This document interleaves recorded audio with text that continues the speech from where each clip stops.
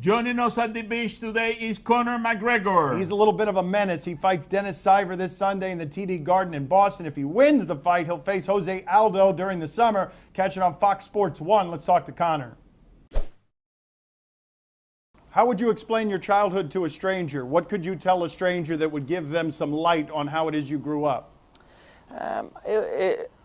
My childhood was a normal childhood, a normal upbringing for a young boy from Dublin's inner city. You know, there were two things that were important for. There are two things that are important for young boys growing up. Can you play football and can you fight? These are questions that is important for young boys, and I was no different. It was football or fighting, and I became more passionate and more curious about fighting. When did you realize you could make a living at this? Because it's kind of a crazy way to make a living, fighting other people for money. When did you realize, no, I'm good enough to do this professionally and make it my life's work? Yeah, that is a more interesting question, you know, because definitely there was a shift there. You know, when UFC 93 came to Dublin, Ireland, just to see it all in real life, you know, to see it before my eyes, it gave me a different outlook on it. You know, I kind of sat back and realized, you know, it's there now.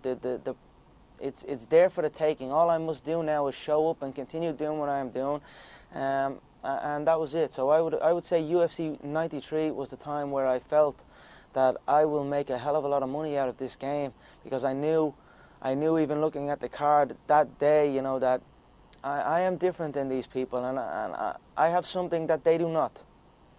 What's that? How are you different? I have a curiosity about the human anatomy, and I feel, looking around, I feel like I am only a white belt in this game of movement, which is the broad spectrum of movement is what it's about. It's not about single disciplines, and I am only a white belt. I am only a beginner in this game of movement. But if I am a beginner in the game of movement, then the people, my competitors on the UFC roster, have yet to take their first class. Why do you think your competitors, or so many of them, not all of them, are so willing publicly to say unkind things about you, that so many of them are okay publicly saying they don't seem to like you very much? You know, this is part of the game. Success breeds envy, it breeds bitterness, but one thing envy and bitterness will do is hold you back, so I choose not to pay attention to it. Well, Conor, you also just said that if you're a white belt, those guys haven't even taken their first class. You can see how that might make them a little bit upset to hear, right? Well, all they got to do is pay attention. You know, you can either look, you can be bitter and let it eat away at you, or you can look and you can realize this is the way it must be done, and you can follow my lead. Dana White seems to have embraced you. He badly needs a star. You're a guy that's colorful, you're talkative, you're controversial. Have you had a lot of fun partying with him? I mean, you've been seen in his Ferrari, you're in his suite. Like, how did you guys get close? Yeah, Dana is a cool guy, and I don't think he badly needs anything. He is a successful man. We are all on our own journey. I don't feel he needs nothing, you know, but he is a cool guy, and a lot of people get signed by the three letters, the UFC, and feel they are entitled to something, but yet they do not bring nothing to the table. How can you not bring nothing to the table and expect something to eat? You know, so for me, I bring something to the table and I eat it. Conor, you slipped my jab there. I asked you what it was like to party with him. I mean, it was a good answer, but you totally slipped my jab. What's it like to party with him? Partying is weakness for the soul, my friend, so I try and avoid it. Oh. Partying is weakness for the soul. Really? I don't think Dana agrees with you. Do you think Dana agrees with you? I don't think that weakens his soul. Yeah.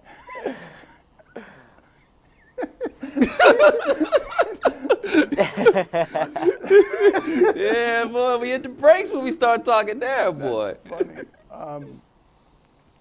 You don't seem to like the upcoming opponent very much. I have this accurate, right? You've called him a cheater and a Nazi. You don't think, I mean, Siver's not someone you seem to like very much. Yeah, I cannot respect his approach to the game, and I feel he has been on that stuff his whole career, and who knows, his evolution, he has probably evolved in his skills of hiding the substance. So as far as I am aware, he could be entering this contest on performance-enhancing drugs as it is. So I do not respect an individual like that.